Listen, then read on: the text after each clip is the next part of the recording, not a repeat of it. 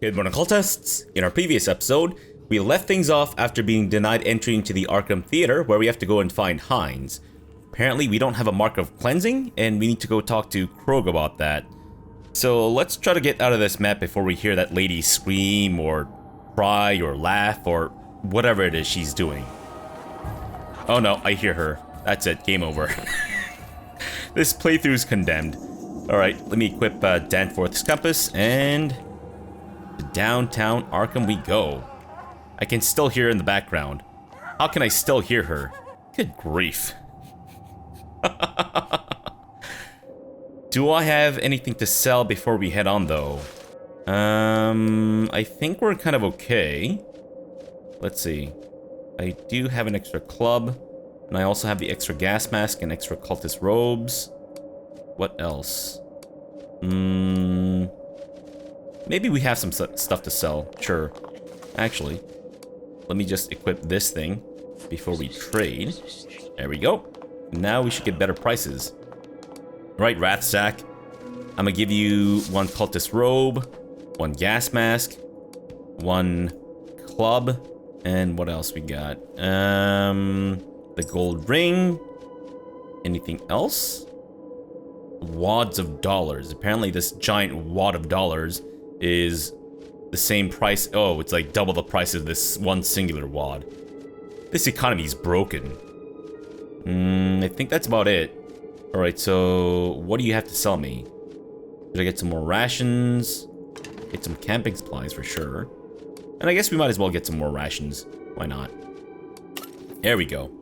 And now, get out of here. Fantastic. Alright, so Krog is in the middle section of Arkham. Just what? Oh, I didn't get some attention for some time. Are you kidding me? Come on, Fabrosi. I'm giving you all the attention in the world, and you're still giving me this? Oh no, I haven't gotten any attention in like 5 minutes. The fuck? Don't you ever dare try to take him. He has been chosen to experience the beyond, woman. Come, my child. Mama! Over my dead body. As you wish. Stab! Stab, stab! Stab, stab, stab! Dot, dot, dot! Take the boy, we are leaving. Wait, did I just hear Fabrosi eating in the background? The fuck? Wait a minute. He did. Whilst witnessing this, Fabrosi decided to open up a can of rations and fucking eat like Uncle Dickface's ravioli or whatever the fuck it is. What the what is wrong with this guy? Every time there's some like violent grisly thing happening in front of him, he just chows down. This modus operandi of gratuitous violence should perhaps be construed by the common folk as a gift of ruthless benevolence, for who can confidently argue that the ones recruited by the cult are luckier than those who become their victims? Fair enough. Can I tongue Mother's corpse? I can. Alright, I'm gonna tongue the Mother's corpse. Better give me some good shit there, Mother's corpse. You can roughly make out the shadowy entity that returned to the corpse it had left behind. The voice from beyond the grave speaks. My work here is done. Sleep is deep. Sleep is sweet. I can rhyme. Try to siphon the ectoplasm out of the dead being. You succeed in wringing out from the entity the ectoplasmic residue that got released when it returned to its body. The entity invokes the cold funereal winds and blows them on your face. Damn you! May you see no light in the Stygian depths of the underworld! Fantastic. So I should be able to use this to upgrade something. Nope, not this. And not that. What about you? Oh, there we go. Fantastic. Alright, to Krog. And, oh! Maybe some of this stock is regenerated? Alright. Let me just make sure that everything is being looted before we head out. Because sometimes there's really good stuff in here. Like that one extra bat that we got, or a club or whatever. Empty syringes. You know, we can transfer our diseases, venereal diseases to each other by using unclean needles. Pro tip, don't do that. Alright? Don't share needles. Doesn't matter what the occasion is. Unless you're desperately gonna die if you don't get a shot of whatever's in the syringe. Don't go around sharing needles with people, folks. See? Got another club. Fabrosi, stop losing your sanity, man. My god, this guy. Where's everyone else? Do people not want to join me for my tete-a-tete with Krog? Hey, Krog. Look who paid us a visit, Barzal. It's the Doc. The troubled man looks at you with an expression both pained and cynical. What do you have for me in that bag of yours? A shot of morphine, perhaps? Well, actually, it has been a while since I perused this shop. Blood Circle, we have Children of Pazuzu from the hit TV show Futurama. This withered manuscript contains unutterable chants in an ancient Mesopotamian tongue. Conjured by black wizards immersed in the forbidden arcana of demonology, summoning spells like this one can be traced back to men's earliest pacts with demons. Damnation to Stone we have, Evil Eye we have, Gaze of the Abyss we do not. Inscribed upon on this foxed and wrinkled page are the verses of a devilish enchantment. If what is insinuated by this infernal script denotes the slightest margin of truth, then the caster can indeed transcend the limits of perception. And Host of Loa and Spit of Al-Razi. Fantastic. Alright, well, maybe once I make more money, I'll go ahead and try to buy something from him. But for now, Krog, do you know anything about the Mark of Cleansing? With an expression of misery, Krog glances over the strange scars on his body before answering, Do I know about them? I have hundreds on my body. Returning it to his invisible ally, Barzal Tharg. Sometimes I suspect you persuaded me not to kill him as some kind of cruel joke. Still disgruntled, he explains, The mark is a cult's way of separating you from your past and everything that you once held dear. Initiates usually get 1 or 2 scars. In rarer cases, if the Sheik suspect the initiate is resisting the indoctrination, they may inscribe more. Drops his head with frustration. I'm sure I hold the record though. But tell me first, by the name of all powers, why do you want to bear the Mark of Cleansing? You wouldn't be asking this of me if you had joined those deviants' ranks. What are you after? I need to get inside the Arkham Theater. Can't tell you this. Is there any reason to not tell this to Krog? Maybe if we suspect that he's a spy? Why would I lie about this? You know what? I'm just gonna go with the truth and hope that it works. I need to get inside the Arkham Theater. Oh, the Theater of Bones, you mean? You won't be the same person after going inside that haunted place, you know that? I need to get the mark. Is there a way to get it painlessly? Can you fake one for me? Can you fake one for me, Krog? There's no easy way out of this. Continues in a mocking tone. Initiate. If you want to receive the mark, you must suffer the exact same process I had to suffer. Granted, I've been through it so many times I can easily perform the ritual. But you should prepare yourself both physically and mentally before we begin. For a brief moment, you think you see a hint of excitement on Krog's face. It will surely take its toll on you. I don't really have time for that, so YOLO, Krog, I'm ready. You think so?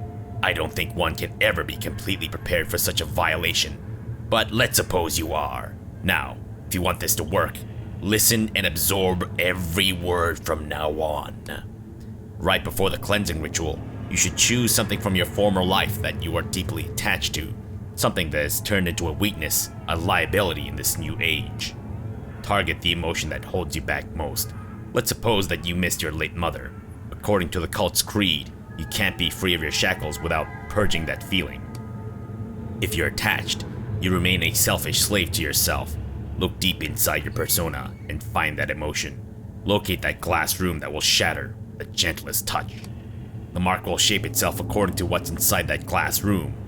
Krog's whispering takes a ceremonial turn. Tell me what's inside your glass room, child liege. Okay. So I guess we have 6 options. Friendship, I value my friends too much. It's a liability. I don't know about that. Compassion, this is my weakness. I don't really know about that either with Fabrosi. Love, I still seek out a strong affection to love and be loved. I think Fabrosi's mostly just in it for the poontang rather than love. Longing, I deeply miss the bygone times of my life. Maybe. So far, that's kind of been the only one that's spoken to me. I guess nostalgia. Self-respect. It has been very difficult to survive while clinging to my self-regard. Yeah, Fabrosi has no self-respect. Definitely not. Curiosity in a world where the only things are to discover are new terrors. What is it good for? Well, I like curiosity. I don't know if this actually makes any difference whatsoever. I'm assuming it's all just flavor stuff. Though, maybe it can actually affect my stats. Let's go for longing, sure. The former cultist takes out a piece of iron and holds it in the flame of a ritual candle while his whispering assumes a resolute but monotonous pace. The past is a bed of thorns, child. You'll stay the prisoner of sorrow so long as you cling to the obsolescence of your former self. Cleanse yourself and be reborn as a thrall of the old ones. Is that it? Whoa! Good grief! At least let him take his shirt off, man! You've ruined my fucking frock coat and smoke! Frock coat... Frock, smoke, and whatever. You know what? It's fine. Delivered from longing. You are carried back to the realm of consciousness by a throbbing pain. You feel lighter, you feel more shallow. You are alive, but you somehow feel incomplete. Your eyes involuntarily fall to the nexus of your suffering. Your chest, where you now carry the mark of cleansing. A pulsating wound scraped upon your flesh, but one which burns your psyche. Rogue is standing next to you with a clear look of satisfaction on his face. Ah, you're awake. I don't like that look on your face. Brace yourself and stand silently, or something's off. Something's off. You've got the mark of cleansing now, Doc. Better show it to your new friends. Krog turns to the vacant side of the room. I know, Barzal Tharg. I'll look for another supplier soon. Wait, another supplier? You mean you're not gonna trade with me? One more thing before I go. Can I still trade with you? Oh, good. Whew! I was nervous that I might have lost a customer there. Sure. Thanks, Krog. I guess we'll just head out then. Okay, so back to... where was it again? Pilgrims Parish. But before I do, I'm just gonna make sure that we've searched every nook and cranny. Yeah, because they could do with some extra resources and whatnot, obviously. Do I have anything to sell to... what's his face? Schmidt? It does seem that we have a junk key, so I might as well sell that before we bugger off. Because believe it or not, I think I'm actually getting close to the limit of my inventory space. Yeah. Alright, Schmidt. I need to sell you a useless key. And anything else? No. Now, I could just cancel out of this and make sure that I have this equipped, but it might make a difference of maybe 1 sig, if that. So, not really worth it. Wow. That was a giant waste of my time. Fuck. That's fine, though. I'm kind of wondering if maybe we should rest up before we head out, though. Because my health is at 32 out of 44. Or we could just use Sonya's Venus of Willendorf to heal up. You know what? Ain't nobody got time for resting. Let's do this. Which will, of course, leave Sonya with a little less health, but she'll be fine. She's our ranged person anyway, so it's all good. Do we need to do anything else before we go? Oh, shit. Sorry, I completely forgot the reason why I came here in the first place, which is, of course, to get all this stuff. Fantastic. See? What would I have done had I missed that magnificent Horatio flyer? Would have been devastating. Empty bottle, some screws, and still have no idea what the fuck this guy's about. Have I ever spoken to him? I don't remember. And this guy will, of course, say nothing. What the hell, man? Could at least debrief the things that I went through or something. Tell me that the Dreaming Baroness is back, and why was the outsider doing the scavenging? What the fuck? Who keeps throwing away the magnificent Horatio flyers? I get that he's dead, but damn. Who keeps printing them out in the first place? Or is there some kind of like warehouse that's just filled with flyers about magnificent Horatio? Alright, let me just make sure that we have the Danforth's compass. And back to Pilgrim's Parish we go. Whoa, I have 1,000 SIGs. Fantastic. Decent amount of rations and camping supplies. Alright.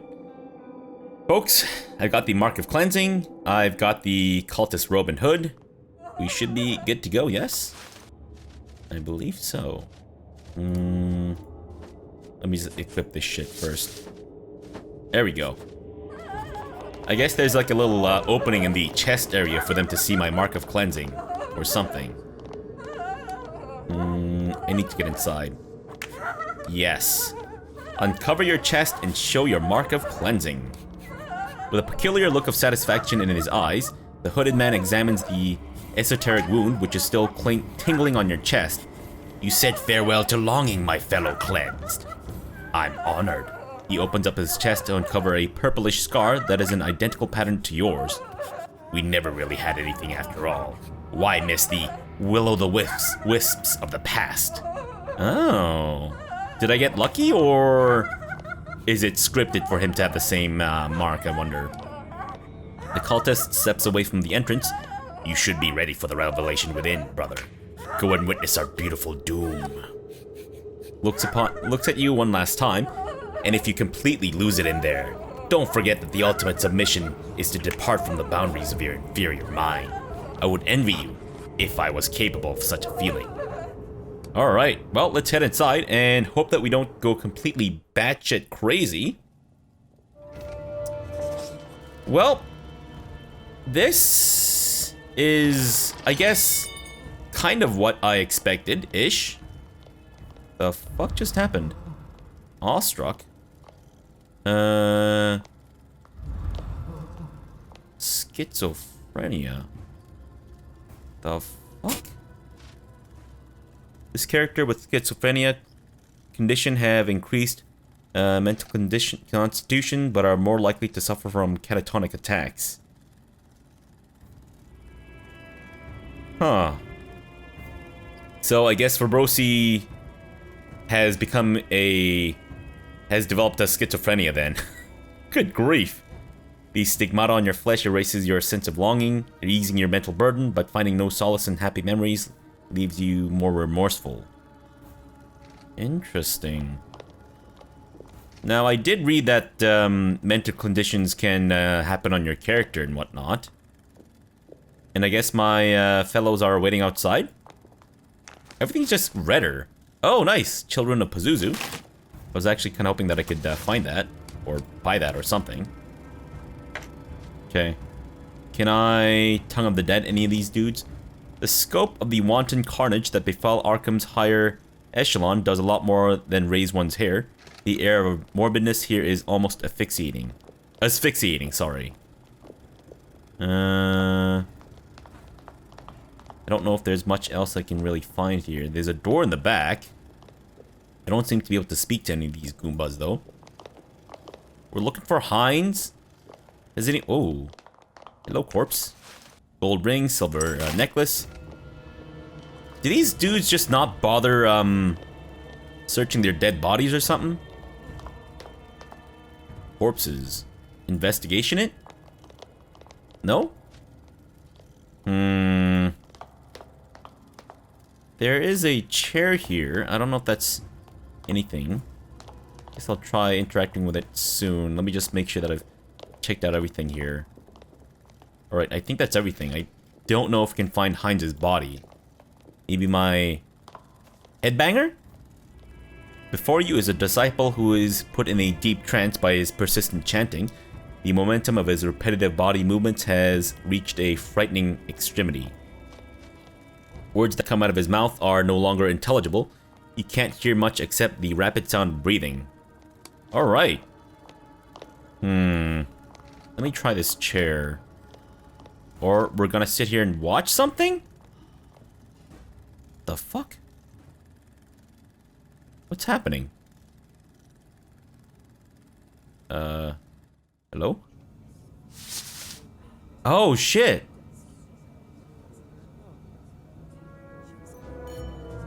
Whoa! I've gone back into the past. They say Mayor Anderson is lobbying. What? This is the first time I'm gonna watch a motion picture. No doubt they'll ban tobacco too. Don't say I didn't. I guess we have to find Hines here then. Who's that lady? Hello, miss? Although her appearance seems to be fitting the guest profile of this exquisite event perfectly, the elegant young woman before you seems noticeably distant and detached from the people around her. Without a word, she watches you emerge. The glitter of the pearls on her scintillating necklace is only shadowed by the melancholia in her eyes. Hello, darling. Good evening, miss. Good evening, sir. Her words sound like those of a ghost bound to this place against its will. I'm Fabrosi McCortes. A pleasure. Lean in to kiss her hand. The young woman politely retracts her hand. No need for that, sir. I am present with my fiancé. Oh, damn. She looks over her shoulder at a young man nearby engaged in conversation. Seeing him does not make the young woman seem any less miserable. If it did, in fact, make her more dreary. What the fuck was that? I'll have to ask you to leave me to myself. Please enjoy the occasion. Not a person to leave someone in such a distress to herself. I've seen how you look at those people and you're damn right they're weird. They're colorless, dull, unacceptable. Come on, sweetheart, don't be such a gloomy Gus. I gotta take this option. This is like the Malkavians from the hit video game Vampire the Masquerade Bloodlines. I have to admit, you do not behave like most of the guests here, and I don't think I've seen you before. Are you an Arkhamite, sir, if I may ask? I am. No, just visiting. I've turned into one. What is Fabrosi's past? Is he an Arkhamite, or is he not? No, just visiting. I see. Well, thanks for your kindness, sir. I'm Amelia Emsworth. She bows gently before looking back at the distant spot she seems to prefer to the most exquisite people of Arkham. Let's just say that my spirit is somewhat darkened by the loss of a close acquaintance. He was, pauses for a short while before continuing, dear to me, and his absence is felt keenly. Has he passed away? May I ask who that person might be? Her eyes search for someone in the crowd first. When she starts talking again, you get the impression that the person she was looking for is nowhere nearby. I prefer to keep his name to myself, sir. You wouldn't know him either, for he's a gentleman of native origin.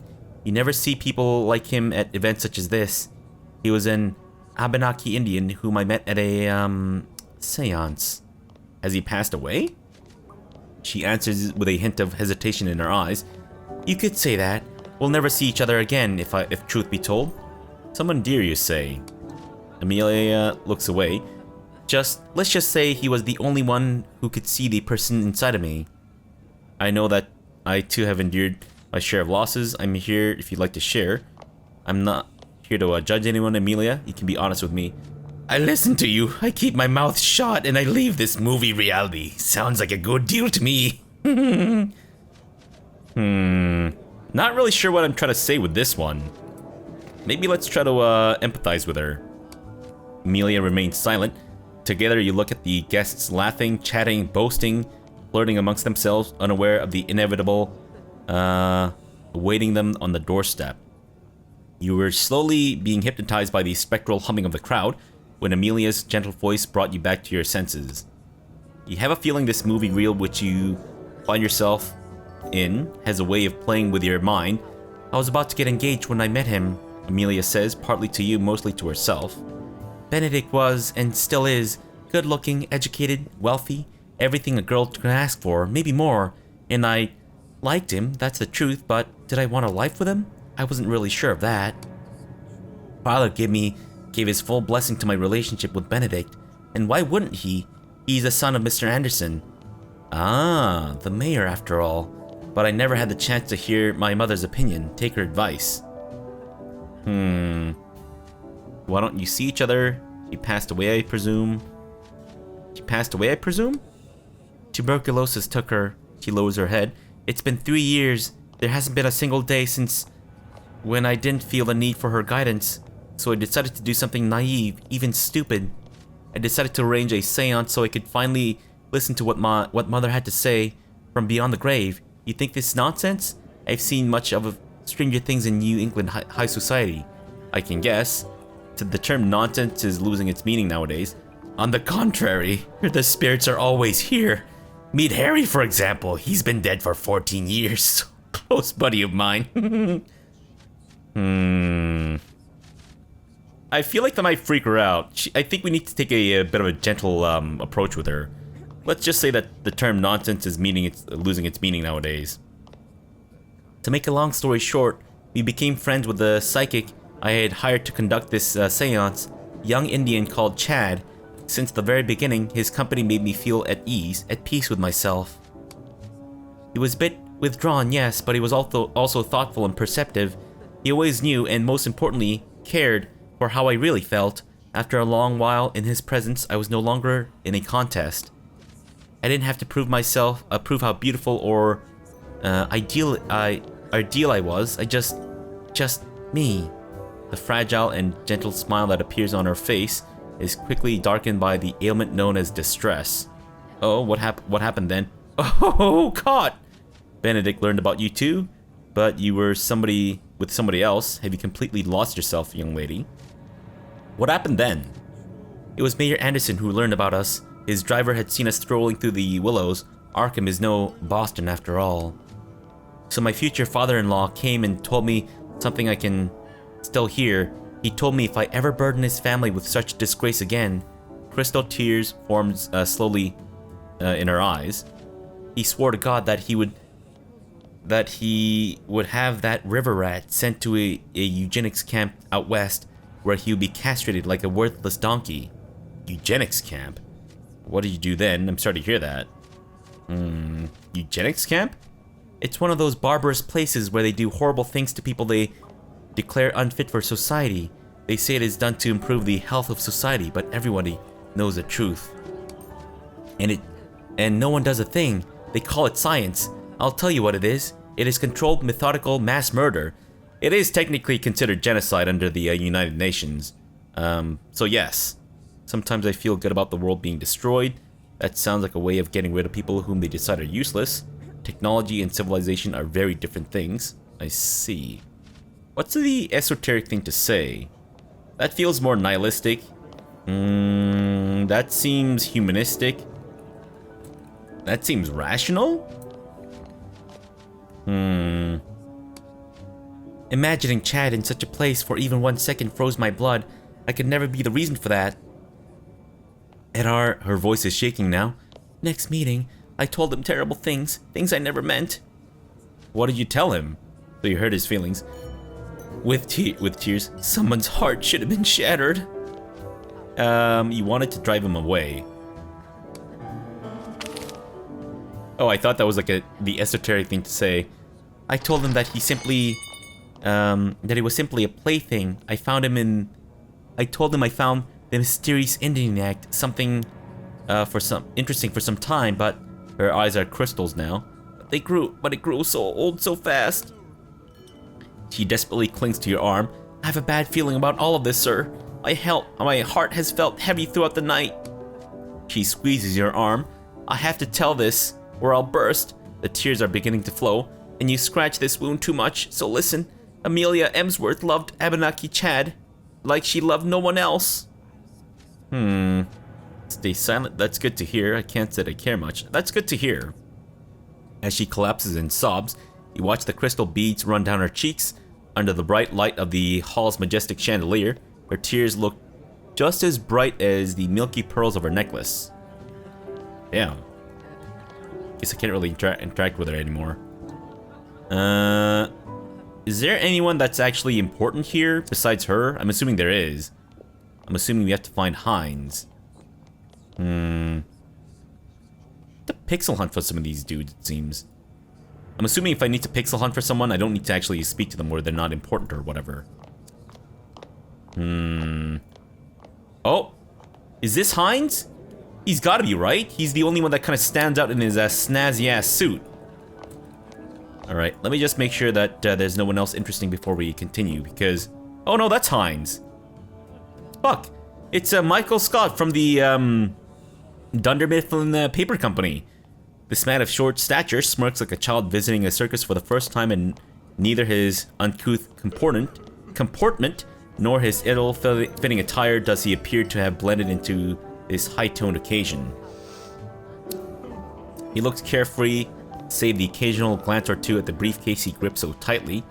What's going on? Everything is looking at your hand. Even I'm black and white. Good evening. Enjoying the event, sir? You have any idea what this event is about? It seems to me that you're new in Arkham. What brings you here? Good evening. Enjoying the event, sir? What's not to like about the greatest marvels of modern times, the motion picture? Especially among such select guests like myself, of course. Boastfully takes a sip and glances at his briefcase. Do you have any idea what this event is about? It seems that you're new in Arkham. What brings you here? Any idea what this is about? Why, it's the world premiere of What Awaits Us, a pinnacle of motion picture entertainment. I heard it's the scientific science fiction title about the destiny of mankind. Rumor has it that the producers spent millions. Better be worth it. You seem to be new in Arkham. What brings you here? Clears his throat as if to emphasize his self-importance. It suffices to say that I'm here for business. I've come all the way from Detroit as Mr. Griffith's guest. You may recognize him as the owner of the cotton factories. Your briefcase must be indispensable as you brought it along with you here. His face sours for a moment as he draws his briefcase closer. If your chances of striking gold rested in a few sheets of paper, you wouldn't part with it either. Are you Hines, by any chance? So you know about me. News of success travels fast, I'm told. May I ask who you? A spruce gentleman suddenly intervenes. Gosh, Hines, have you sworn to embarrass me in front of every important figure in Arkham? I thought I made myself clear. You were to wear a tuxedo, not a... Despisingly. An orange checkered suit. Have you no sense of propriety at all? The cozy smirk on Hines' face immediately melts into shame. Oh, but, Mr. Griffith, how could I have known that I would attend such a special occasion such as this? Mr. Griffith knits his brows. Your excuse is even lamer than your choice of attire, Hines. If these improprieties persist, I may have to review our agreement concerning my affiliates. I'm entrusted with their reputation. Hines wipes droplets of sweat from his forehead. Yes, Mr. Griffith. I will attribute the utmost importance to such delicate matters in the future. Now, about the contract, I would... The industrialist frowns with disappointment. Inappropriate, Hines. Such formality will be settled another time. Now, I must have a word with Mayor Anderson, if you'll excuse me. I will need your help about the hazard suit. Pat him gently on the shoulder. Or the soldier. So, pat him...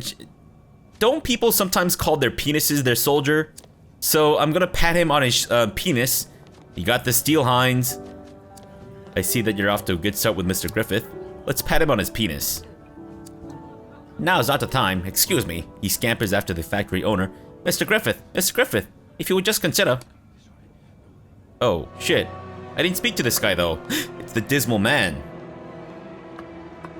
Ladies and gentlemen, it is a privilege to host you in this terrific event tonight. I hope you will all enjoy this miracle of the century.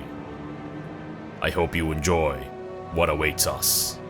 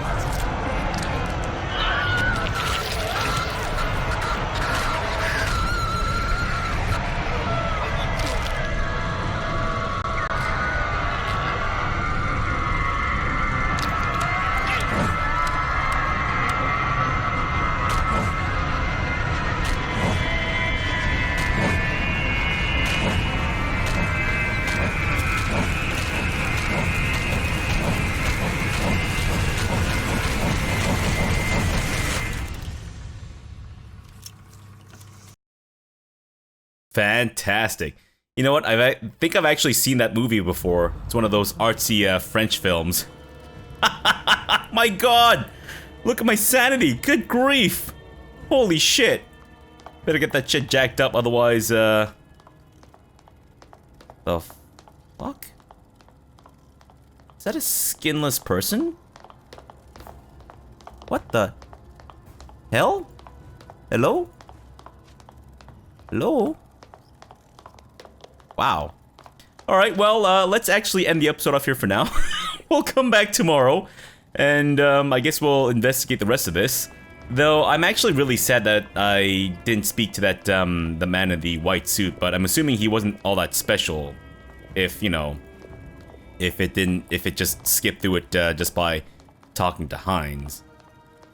Oh well.